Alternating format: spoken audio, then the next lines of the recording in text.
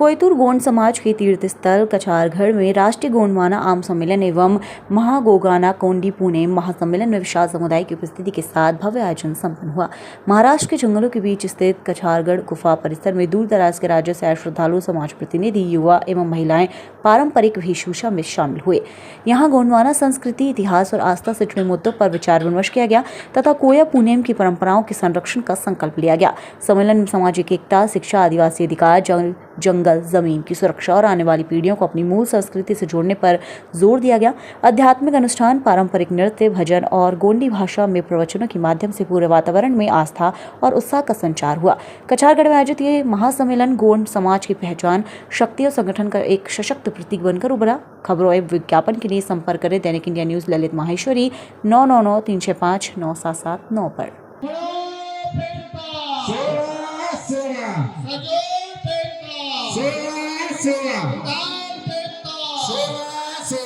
गोंडी पुनेम की रक्षा कौन करेगा? हम करेंगे। गोंडी भाषा की रक्षा कौन करेगा? हम करेंगे। गोंडवाना के गर्दलों की रक्षा कौन करेगा? गोंडी सगा समाज की रक्षा कौन करेगा? गर्व से कहो हम गोंड है, हमारा पुनेम, गोंडी है, हमारी भाषा, गोंडी है, हमारी संस्कृति गोंडी है, और हमारा वतन, गोंडवाना है, हमारा वतन। गोंडवाना है। सबसे पहले तो आपके चैनल को जनमत मंच को मैं बहुत बहुत धन्यवाद देना चाहूँगा, जो आपके माध्यम से ये 5 दिवसीय कार्यक्रम देश के कोने कोने में खबर लगेगी। कोया पुनेम दर्शन का महत्व यह है,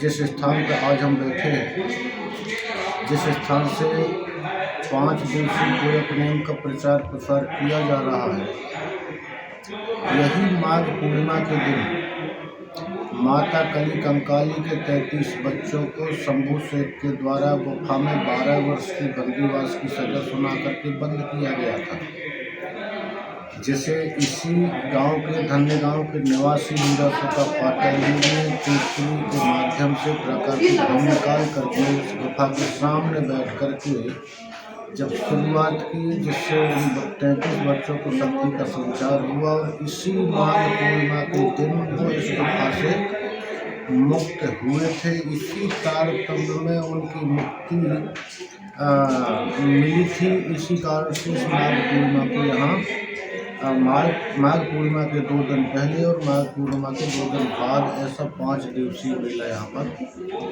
लगता है। 5 दिवसीय पुनेम होता है। यहाँ पर राष्ट्रीय स्तर का सांस्कृतिक महोत्सव के रूप में मनाया जाता है। जैसे कि आज जो पानी टपकता था, इस प्रकार की पानी टपकता है, सुनने को मिलता है, तो उसका महत्व क्या है? जो पानी टपकता है पत्थर से, पानी टपकने का महत्व तो प्रकृति से संबंधित कहना चाहिए। अब ये प्रकृति का चमत्कार ही कहा जा सकता है। नहीं, प्रकृति का चमत्कार तो कहा जाता है, लेकिन उसका जैसे भक्त लोग आते हैं तो वो हाथ बढ़ाते हैं, जो पानी का बूंद गिरता है, तो उसका महत्व है क्या? महत्व यह है, जब पत्थर से पानी टपक रहा है तो उसे चमत्कार समझ करके और कोया वंशी लोग अपने हाथ में लेकर के और उसे ग्रहण करने का प्रयास करते हैं और उन्हीं को पानी प्राप्त होता है जिनकी किस्मत में होता है, सभी के हाथों में। अच्छा, बलि प्रथा भी है क्या?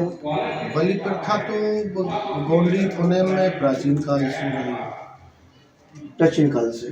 तो यहाँ जैसे कोई मानता है, जो आते हैं दर्शन करने के लोग, हाँ, कोई ऐसा बलि देता हो, हाँ, पूजाई करता हो, जिनका चलता है यहाँ पर, कोई प्रतिबंध नहीं है। प्रतिबंध नहीं। प्रतिबंध। तो यहाँ कितनी गुफाएं हैं? यहाँ पे मुख्य रूप से तो एक ही गुफा सबसे जो बड़ी गुफा है बाकी लिंगो जी की तपोभूमि है, शंभू सेठ की, कलीदाई की, जंगोदाई की, तो ये पूरा क्षेत्र जो है उनका भ्रमण करने का। आपका परिचय? मेरा परिचय, मैं मध्य प्रदेश से हूँ, सिवनी जिले से विकासखंड धनोरा, ग्राम ग्वारी दक्षिणा बाबा का निवासी हूँ। और मुझे काफ़ी पहले 2011 में मैं प्रांतीय गौरी धर्माचार्य की उपाधि से सम्मानित किया गया था, और तब से लेकर के मैं यहाँ 10-15 सालों से यहाँ प्रोग्राम दे रहा हूँ ये राष्ट्रीय मंच से। तो राष्ट्रीय प्रेमाचार्य भी कहा जाता है।